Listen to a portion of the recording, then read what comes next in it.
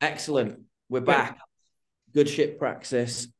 The heating's broken on the ship, so I'm in my winter jacket in the ship. Okay, so I'm gonna I'll hand over to our guests today to let them introduce themselves and kick off as we always do with Dirk, telling us tell us about where you are right now as well. Well, hi guys. First of all, let me say I feel a bit naked without a hat. Well, I'm from the Netherlands. I'm in the Netherlands, and I'm actually at my home in the south, the really south of the Netherlands. It's called Maastricht. I don't know if you're familiar with that place. The people here in the Netherlands, they say this city isn't a Dutch city. It's more like a Belgian, French vibe here. Yeah. Can you tell us just a little bit about what you do, Dirk? Yes. I'm currently working on my research to eventually, in 2 years' time, arrive at a PhD thesis. So I'm a PhD researcher at the University of Technology at Eindhoven. And maybe you want to know where this thesis is about. I would try to explain this really shortly. It isn't so simple, of course, but the thesis is about this question.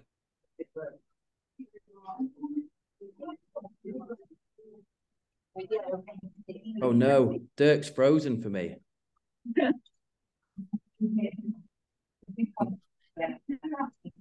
Maybe he'll come back. We were going so well. It was exceptional. Elizabeth, in the meantime, can you, when he's speaking, can you mute because we have echo?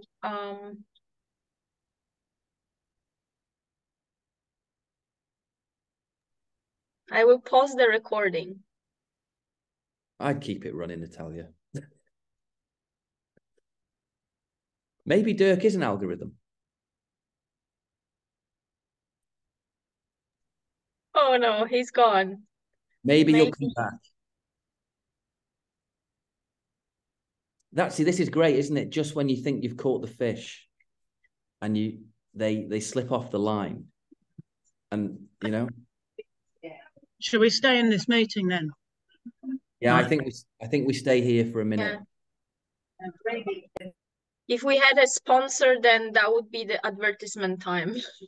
Yeah. We should have done an ad. We should have done an advert for the gathering or something like that. Sorry, Dirk, you dropped off there. We got to the critical point of you saying this thesis is about or something like that, to that effect. So we'll let you pick up from there. Oh, I think you're on mute. Well, that doesn't work, right? I'm live now, right? Yeah. Great.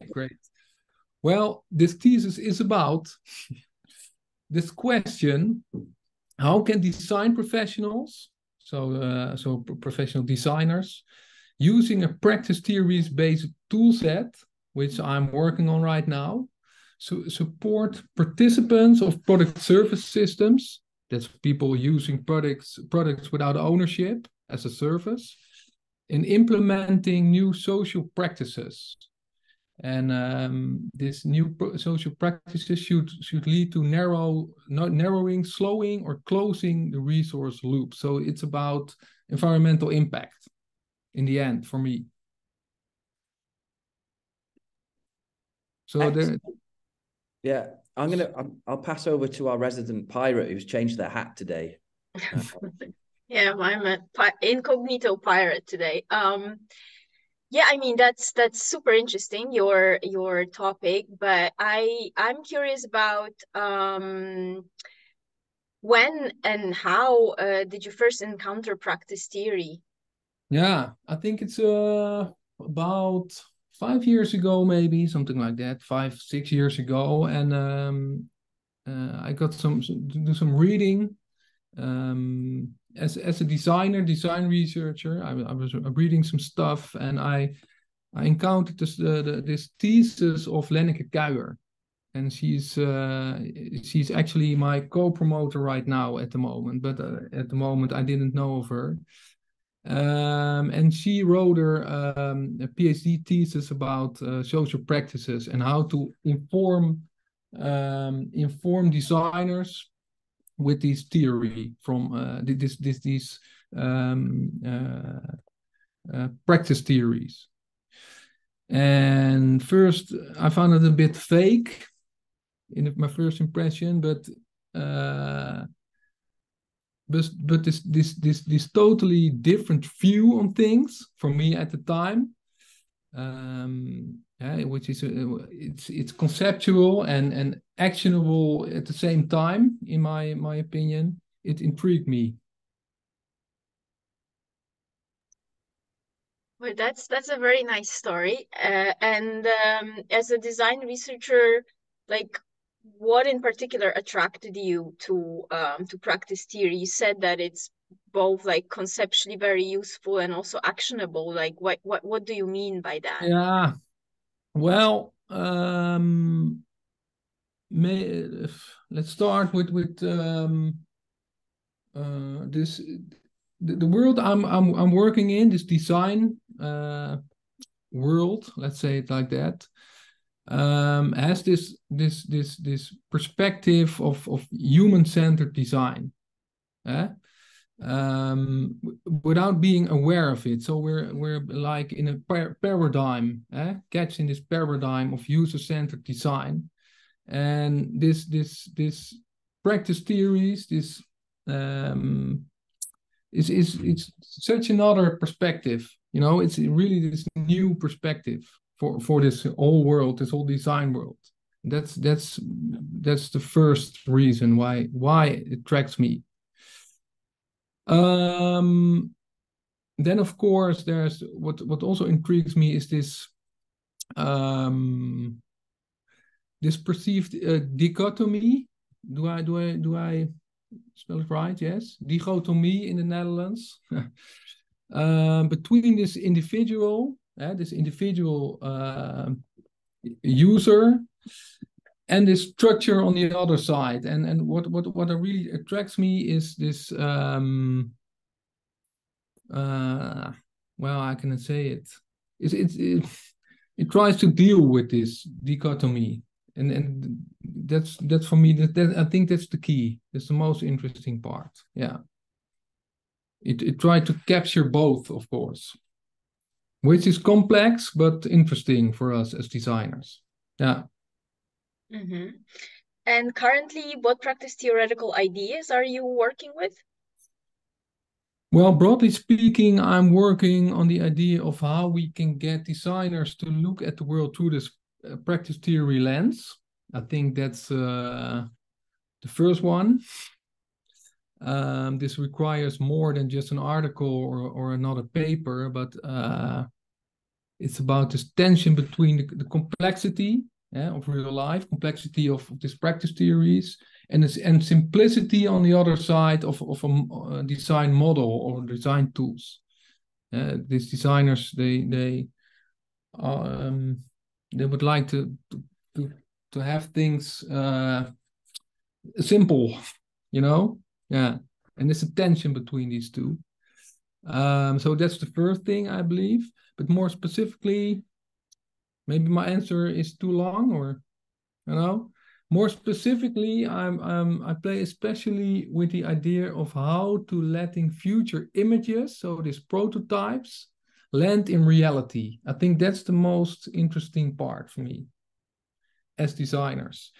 And how do you make these carriers of practices themselves change, experiment into new better practices?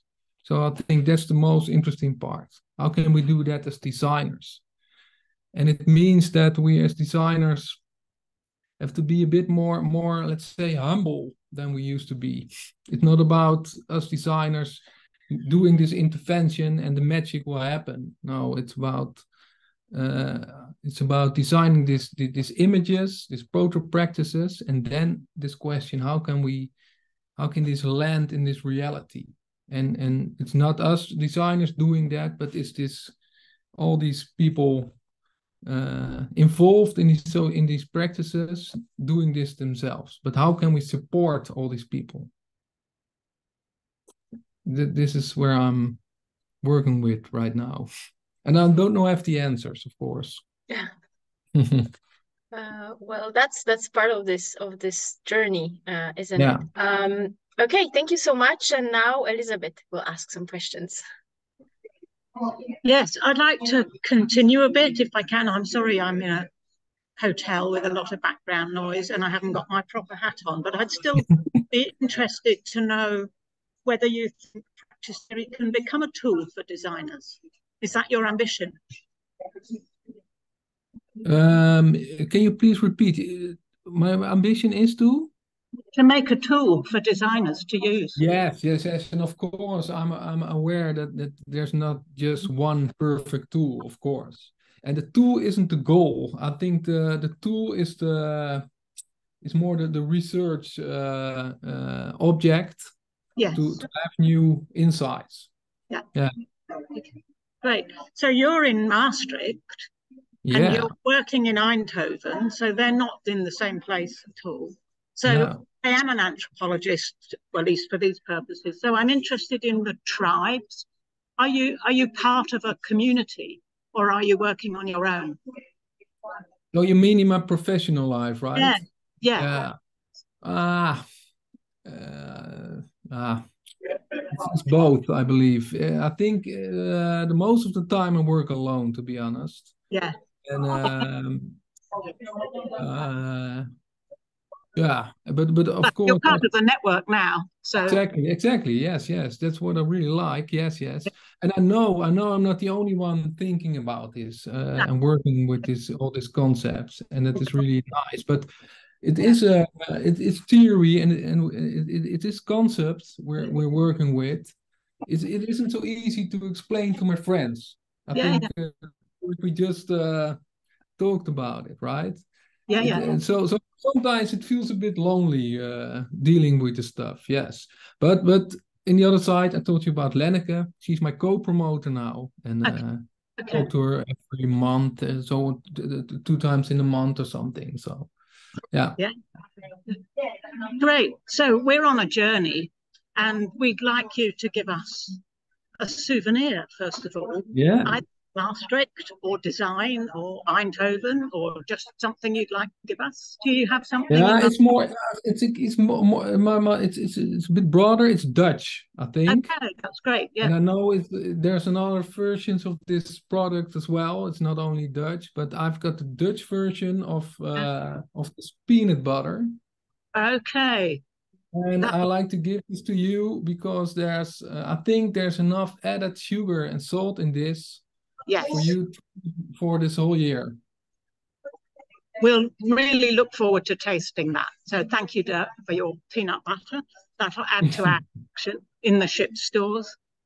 And one final thing. We're on a journey, so where should we go next? Who on the map would you like us to visit next? Yeah, I got two persons for you. I think the first I already mentioned, it's Lenneke Kuijer. I think that would be interesting because she did all this work. And then the second one is Mia Hesselgren. And do you know her? I don't think I do. Is she on the map already? I don't know for sure. I don't know if Lenneke is on the map. Anyway, we can encourage these people to get on the map. Yeah, exactly. And Mia, she's from Denmark. So I don't know if there's already people from Denmark on the map, but she would be really interesting to talk with. Great. For sure. Okay, well, thanks so much for inviting us to Maastricht, and it was really great to meet you. So I think we'll finish there. Yeah, excellent. Thank you so much. Thanks, Dirk. Thanks for the peanut butter as well. Brilliant. I'm starving. Absolutely. Thank you very much. That, or did anybody get a picture of it? We'll get